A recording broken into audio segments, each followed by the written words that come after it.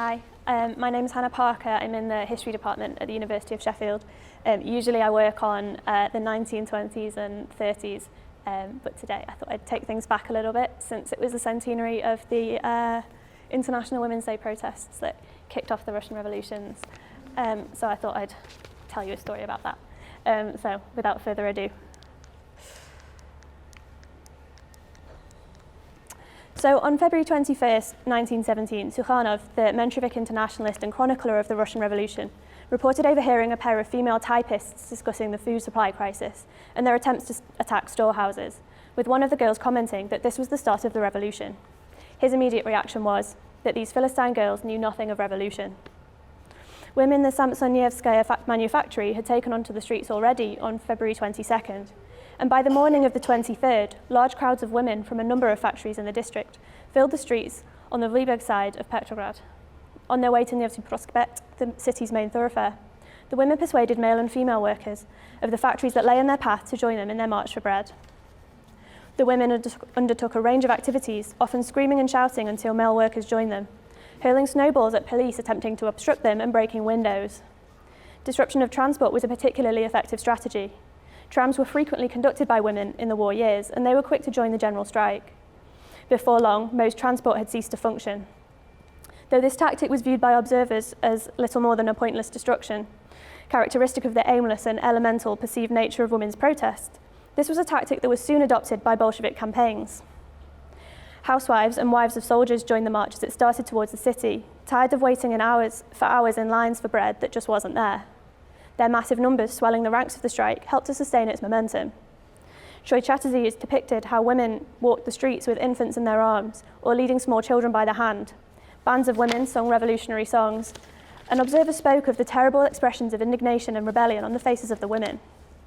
Yet, historical accounts have chosen to focus on male, military, and political figures in explaining the overthrow of Tsarism in 1917. And though most accept the spontaneous events of February 23rd, now March the 8th, as the spark for the revolution, as McDermott and Hillier have noted, if women appear on the scene after February, it is neither as instigators nor as full participants. The revolutions of February and October have since been considered in deeply gendered terms, as the feminine and the masculine revolutions respectively. This can be further decoded with October as the revolutionary exemplar, and its veiled antithesis being February. Kerensky, a socialist revolutionary who would become Minister of Justice after the formation of the provisional government, used the words hungry and wild women repeatedly to characterise the originators of the revolution. Both those that opposed February's events and those who had come to support it considered the unrest as a spontaneous occurrence. Due to a focus on this alleged spontaneity of women's activities, what's underrepresented is that many of the women were already armed and participated in violent encounters with soldiers when they proved deaf to their entreaties for mercy. They broke into police stations and set documents on fire. The women clung to their agenda with tenacity, and their militancy challenged the very foundations of the Tsarist regime's oppression.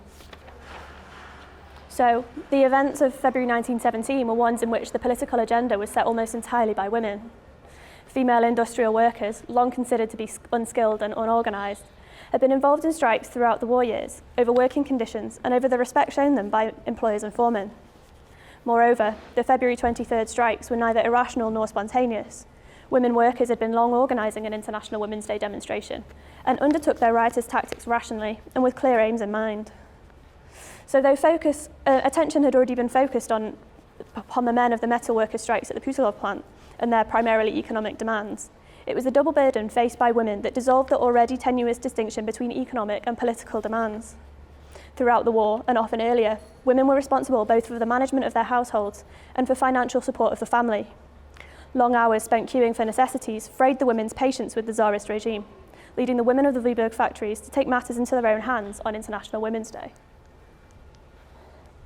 And so though women in the revolutionary political movements were a relative minority, their significance in the political events of revolutionary Russia far outweighed their numerical presence in the ranks of their movements, dispelling further the notion that women's involvement in the Russian Revolution was spontaneous and lacking in conscious agency.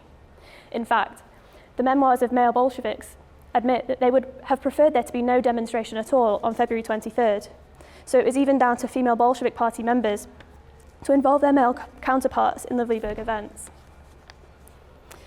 And I've selected a few of the key women across sort of revolutionary and sort of the key political movements at the time, just for you to peruse. And so the women brought Petrograd ultimately to a standstill. Within 3 days, there was a general strike. The army had mutinied and joined the revolution, and Tsarism had collapsed. Following the unrest, an all-male provisional government was established, along with the majority-male Petrograd Soviet. Subsequently, the situation for women, still responsible for feeding their families, did not ease, and nor did their unrest. Yet still beyond February, the disillusioned women have been continued to viewed somewhat unfairly as little more than an elemental force. So, though concerned with both material and political grievances, the immediate material nature of the women's demand was the key focus of observers, in part due to the reluctance by women to join unions, which were still at this time seen as men's territory. Outside the unions, women continued to protest well past February. 15,000 soldiers' wives demonstrated in April, as did a crowd of mainly female textile workers, which resulted in violence with pro-provisional government observers. And having been on the receiving end of abuse from passers-by, one woman remarked to them, "We've made your hats," which is sort of an example of some of the sense of self-worth and the transgression of this worth that women felt. And so, 40,000 laundresses also went on strike in May that year.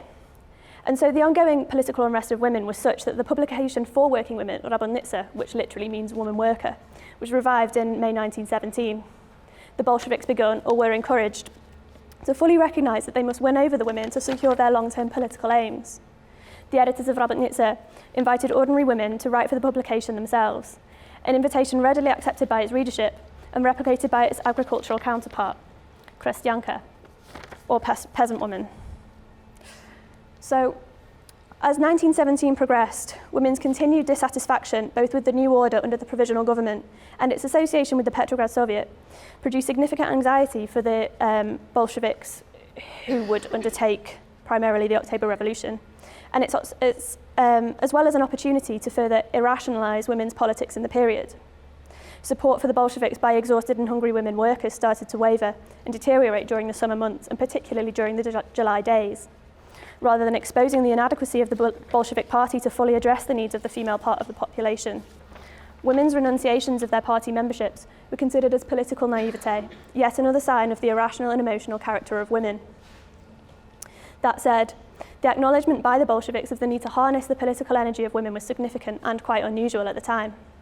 Work among women was limited in other revolutionary factions, and due to the conditional support by the Menshevik Party for the provisional government, women's unrest was viewed by them with alarm. Moreover, the Bolshevik journal Rabotnitsa functioned in July 1917 as the primary party media organ for the Bolsheviks, after the suppression of the party's main daily paper, Pravda, or Truth.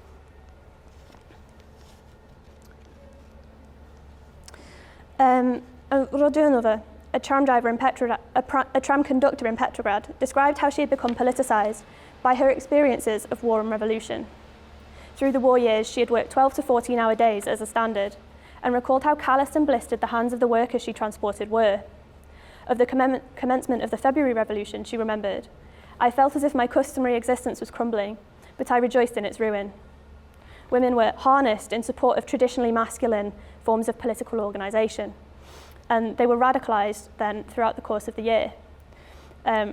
In this way, Russia's women, by October, were better equipped to conduct more conventional political activities, but by this point, leadership of the revolutionary movement was in male hands. It's well documented that many women after February were in support roles and in negotiations with armed forces in the Civil War. What is often neglected, however, are the roles played by many women in direct combat. As early as World War I, women reported wanting to join the front line, but instead being obliged to join the war effort as nurses.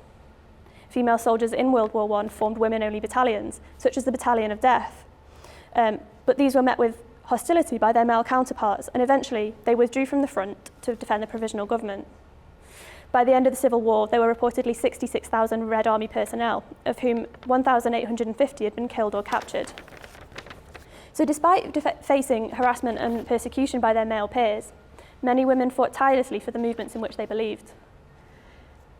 In her 1924 International Women's Day biography of her young daughter, Liza, a Civil War veteran, Maria, declared her intention to continue Liza's struggle, writing to Christianka, "On the International Day of Working Women, I, mother of Lisa and Volodya, want to share the grief and pride of women." She described how Liza had worked tirelessly to help Maria raise the family, but had ultimately left home to join the Red Army and fight for the Bolsheviks in the Civil War. Upon her return, Liza had been unrecognisable, exhausted and ill. Her brother Volodya was killed by bandits one evening, and the following day she committed suicide. So once the leadership of the revolutionary currents had been taken over by men, women frequently saw their roles roll back into the margins of the political sphere, to the familiar ancillary and often domestic roles they had so frequently been ascribed. Yet, as we can see through the examples of Rodionova and Liza and her mother Maria, throughout the October Revolution and Civil War, women continually carved out a place for themselves in the political structures and processes thrust upon them. Thank you.